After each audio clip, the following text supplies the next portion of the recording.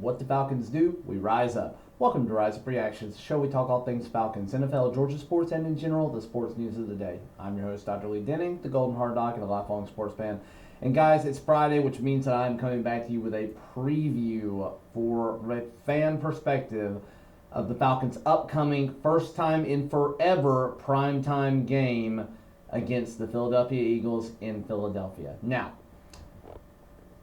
I have not been super vocal this week talking about the struggles of Kirk Cousins. I agree with everything that I have heard from Falcoholics, everything I have heard from the daily sports news media in regards to it. He looks like a statue, and it's very clear that something is not completely right with Kirk Cousins. And we all knew that coming off of an Achilles injury, that is almost a career death sentence for almost every other position in the league. And we were hopeful, given that he's looked okay in training camp from what people have reported, that he was going to be better than what he actually was. Now, I don't know that you can really blame him completely for Caleb McGarry getting the crap beat out of him by TJ Watt.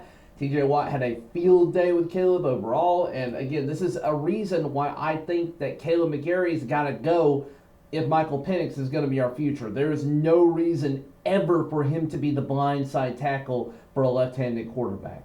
That just doesn't make any sense. I think you would have to move Jake Matthews around. I think you'd have to find some way, move Matthew Bergeron. You'd have to do some sort of offensive line shakeup to make that work if Michael Penix comes in full-time for any reason this season. That said, do I think Michael Penix should come in right now? If you had asked me at the beginning of the season, before we ever saw Kirk play, if I thought Penix had any shot of playing before week 6 or 7, I'd have said, absolutely not. But Kirk is not healthy. He can't move. And we saw the same thing with Aaron Rodgers, who suffered the same injury earlier in the season last year. He had more zip on his ball, but he wasn't running. He was also somewhat of a statue in his pocket, and it just took away some portion of his game. Kirk didn't have much zip on his balls, which you don't really realize how much comes from the lower body for that zip on the ball until you don't have it anymore. Again, I have made the comparison. His decision-making was Desmond Ridder, and his arm strength was Taylor Heineke, and that is the worst of both of those guys. I don't know that we can win this game. I don't know that there's anything we can do to win this game. Saquon Barkley, what I will say is that Saquon Barkley had a field day against the Green Bay Packers, both through the air and on the ground. I think our run defense is very good. I think our defensive line overall is top 10 in the league. We did a great job preventing touchdowns last week. We could get beat in the secondary on either side of the ball. I don't have a lot of faith in A.J. Terrell right now. He's got to show me something, show me that he's worth all this money that we just paid him. Go back and check out my video. I said that I thought we overpaid him. I thought he was worth the same length of time for about 3/4 of the contract. We paid him like an elite corner, and he is a good to very good corner at his best. He is not elite at his best, has not been elite compared to other corners in this league at his best. Again, very good at times, but not elite. I think we overpaid for him. I do have some buyer's remorse there. I have some buyer's remorse with Kirk Cousins right now. Thankfully, people are talking about the $180 million blunder. It's only going to be $100 million, guaranteed. Still a lot. Still sucks. I'm hoping he can get better. We're obviously not going to be playing Michael Penix to start this week. They haven't talked about that at all. I'm hopeful that another week of playing, that tweaking the offense with Zach Robinson, getting some play action, which we're desperately going to need to actually do something against Philadelphia. We need that desperately.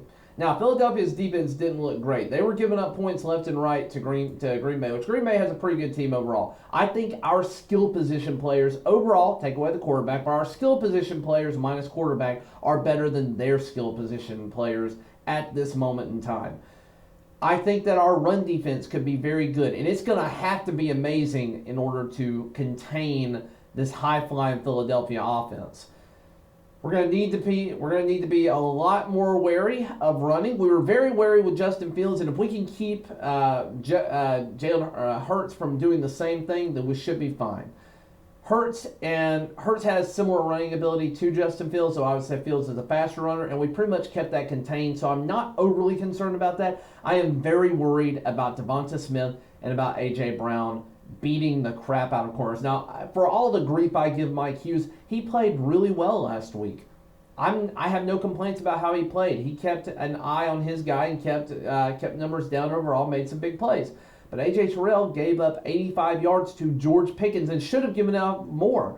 They called back one on a offensive pass interference that was questionable at best. So, probably should have had over 100 yards on the day. And at one point in time, probably should have had a touchdown on him, but just thankfully didn't. So we got to see better corner play.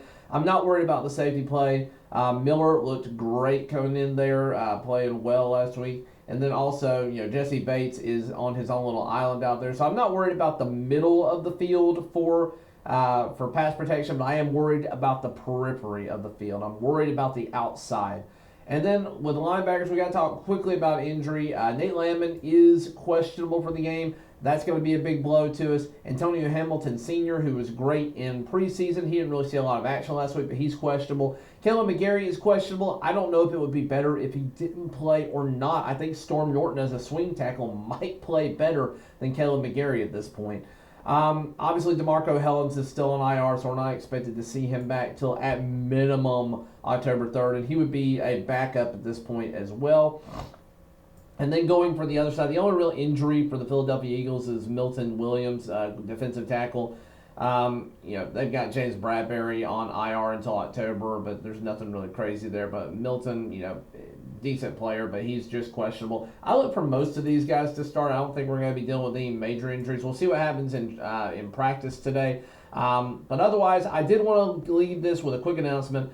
I will not be making a video reacting early next week or not in the same format. I'm going on vacation for a few days, so I will be away from my typical filming stations, both at work and at home. I really won't be around, so I will not be making a reaction video most likely until later next week. I will be doing my regular pick'em video probably by Thursday of next week, and then a reaction video as well on Friday next week, or not a reaction, but previewing the Falcons' next game, which is against the Chiefs. And again, guys, I want to be very clear.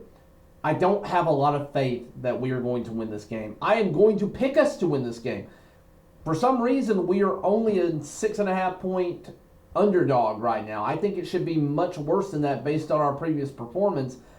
But I do think this is an easier defense overall. I'm not taking anything away from this NFL caliber defense, but I am saying Pittsburgh Steelers defense is very smash mouth, very hard.